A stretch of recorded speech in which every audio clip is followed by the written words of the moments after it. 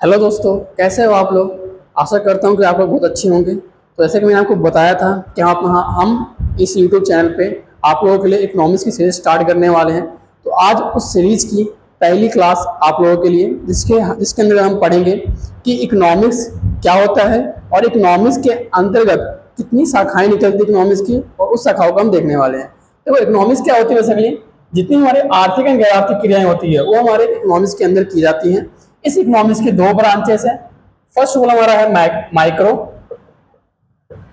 और दूसरी हमारी है मैक्रो।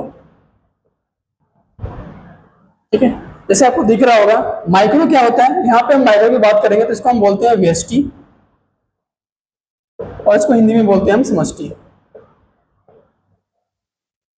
ठीक है, माइक्रो इकोनॉमिक्स क्या होती है, इसमें हम देखेंगे तो इसको हम इसके अंतर्गत हम पढ़ते हैं इंडिविजुअल के बारे में, और यहाँ पे हम पढ़ते हैं एग्रीगेट के बारे में।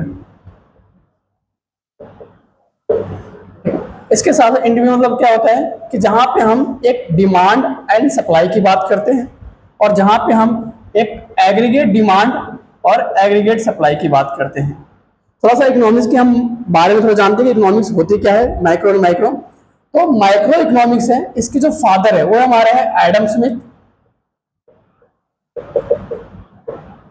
ठीक है, माइक्रो इकोनॉमिक्स के फादर कौन है, एडम स्मिथ। और दूसरे जो हमारे हैं मैक्रो इकोनॉमिक्स, इसके फादर को बोला जाता है बेसिकली हम बोलते हैं जे एम केन्स। ठीक है, ये हमारे माइक्रो इकोनॉमिक्स। माइक्रो इकोनॉमिक्स के अंदर हम पढ़ते हैं प्राइस थ्योरी के बारे में, पढ़ते हैं कि प्राइस थ्योरी क्या होती है, और यहां पे हम पढ़ते हैं इनकम एंड एम्प्लॉयमेंट थ्योरी। ठीक है, इसके साथ साथ यहां पे हम पढ़ते हैं प्राइस थ्योरी हो गया, इसके यहां पे एग्जांपल होगा हमारा individual income and individual output. यहां पे एग्जांपल होगा nation income and nation output. ठीक है, तो इस इकोनॉमिक्स के दो ब्रांचेस है, पहला हमारा है माइक्रो, दूसरा हमारा है मैक्रो। माइक्रो को हिंदी में बोलते हैं व्यष्टि, जहां पे हम इंडिविजुअल लेवल पे डिमांड एंड सप्लाई को कैलकुलेट करते हैं, और इसको हम प्राइस थ्योरी बोलते हैं, और यहाँ पे हमारे एग्जाम्पल जाएगा individual income and individual output. दूसरी बात हम करते हैं मैक्रो के बारे में बोलते हैं, तो इसके जो फादर है जेएम केन्स, इनके अंदर क्या बोला कि यहाँ पे एग्रीगेट डिमांड एंड सप्लाई को हम कैलकुलेट करते हैं, और यहाँ पे हम इनकम एंड एम्प्लॉयमेंट थ्योरी की बात करते हैं। इसके जो एग्जांपल है national income and national output. थोड़ा सा और जानते हैं कि मैक्रो का एग्रीगेट मतलब क्या होता है। यहाँ पे मैक्रो का जो वर्ड है ये हमारा ग्रीक वर्ड है। कैसा वर्ड है ये, ग्रीक वर्ड है। ठीक है, ये भी कैसा कैसा वर्ड है, ग्रीक वर्ड है। ठीक है, जिसका मतलब होता है छोटा,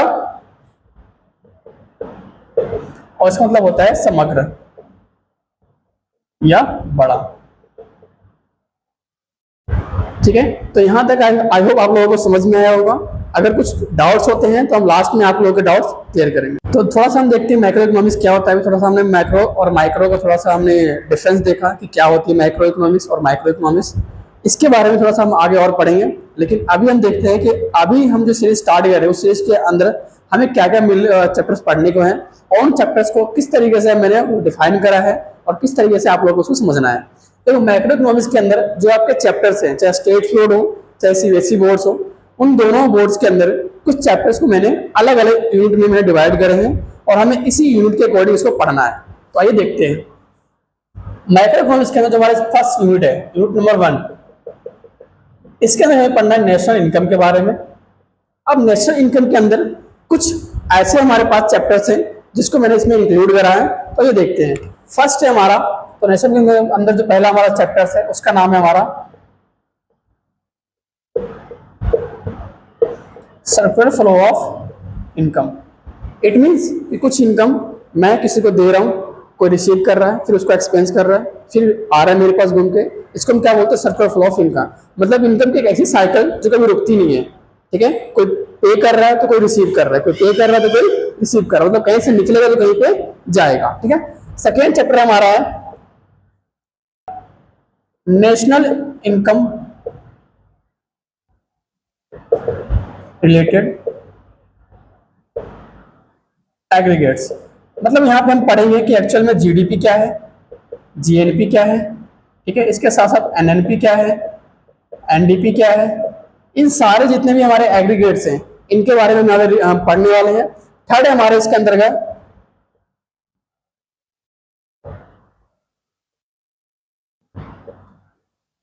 मेजरमेंट्स ऑफ नेशनल इनकम, कि नेशनल इनकम निकालने के लिए कौन कौन से हमारे पास मेथड्स हैं, कौन कौन से हमारे पास फॉर्मूलेज हैं जिसके बिहाफ पे हम नेशनल इनकम को कैलकुलेट कर सकते हैं। तो ये हो गया हमारा first unit.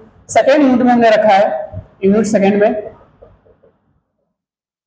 Money and banking, ठीक है।